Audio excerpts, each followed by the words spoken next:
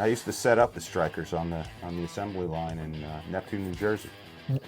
The strikers. You worked at Kramer? Yeah, briefly. Yeah. When everybody was buying, 𝗬𝗏𝗄𝗎 and 𝙂𝘖𝗎𝗔. Tom Kiefer was buying old Gibsons and old Fenders. I'm like, man, he's paying a lot for those guitars. What did he pay, 10 grand for that 59 burst or something like that? We're like, holy shit.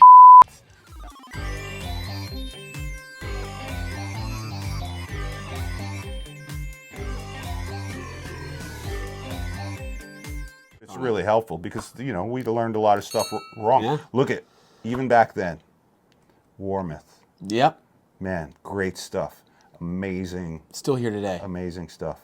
I love 𝗬𝗏𝗄𝗎. I built one about 1.5 years ago. I built, like the mahogany style I play, mahogany body, maple neck.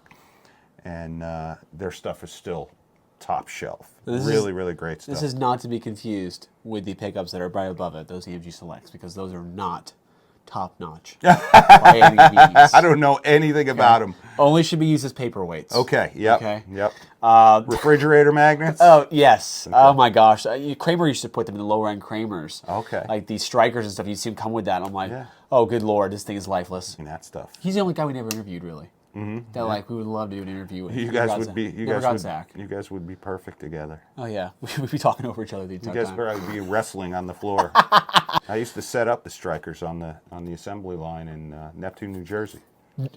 The strikers. You worked at Kramer? Yeah, briefly. Yeah, so they would send in the strikers from wherever they were making them at the time. I think they were coming in from Korea at the time.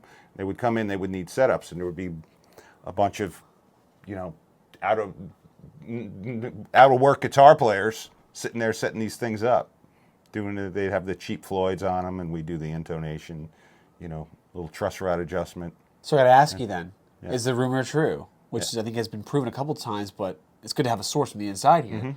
No guitar was really made there; they were just assembled there. They were all brought in from overseas, even the Americans, right? The American, I don't know because I didn't work in that area. I just worked in a. It was a factory. It was a factory. So you work in that part of the factory, you stay away from the rest of the factory. So I know we were getting stuff that was made in Neptune, but they bounced around a bit, so I don't know what was where. Remember ESP came into the picture and started doing all of their stuff. I don't even like know. everybody else. Wow, I never knew that though. Yep. That was cool. Briefly. I worked at Steinberger too. No kidding. Yeah, I worked there for about 1 year. Yeah. Wow. Yeah, I used to build the ones with the wooden bodies. Yeah. Yeah. Wow. I would get a bunch of parts and put them together, solder the pick guards, send them out into the world. Yeah. And now Gibson owns Steinberger. Yep. Yeah. Yep. It all comes back around. They were associated even back then. They were starting to have a relationship. When they started getting the wooden bodies, they were made at Gibson. Wow. Wow. Yeah.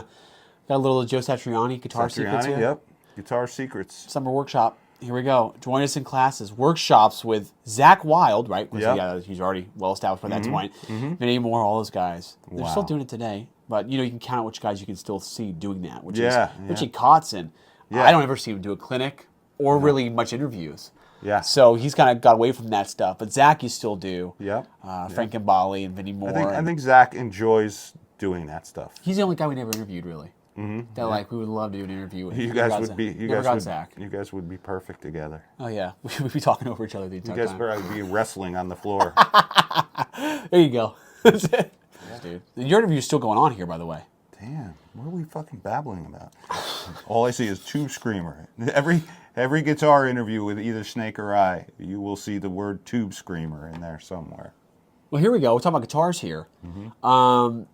Snake says, I have one of those. There's a Roland SD, but I have one too, you said. But then Snake comes in. I've been talking. There's your Chris. That's your builder, right? Chris Hofschneider. Oh, yeah. Builds guitars for me and Scotty. He used to work for Kramer. Then Scotty stole him from Kramer, and he works at Scotty's Guitar Tech right now. He built your guitars. Then Rev said he also built Rev's blue Kramer. That was on the cover of that guitar magazine. Yeah, well, he did all the custom shop stuff. Wow. He was the custom shop guy over there. Yeah, look and I was in there one day, and I really liked him, and I was like, "Do you want to go on tour?" He's like, "All right, yeah, sure, let's do it." Yeah. Wow, that's pretty good stuff, dude. Oh, here's a buddy we were talking about just in the car. All right, so we were just talking about Tom Kiefer, and we were talking about around that era when everybody was buying, 𝗬𝗏𝗄𝗎 and 𝙂𝗎𝗎s and all that stuff, which are great guitars. But Tom Kiefer was buying old Gibsons and old Fenders, and we're like, man, he's paying a lot for those guitars. He's paid like, what did he pay, 10 grand for that 59 burst or something like that? We're like, holy shit. Now, I don't know exactly what he paid for it, but he knew what he was doing. He was very smart. Yeah. Bought a lot of vintage stuff, and for good reason. And he knew. He knew. Yeah. Yep.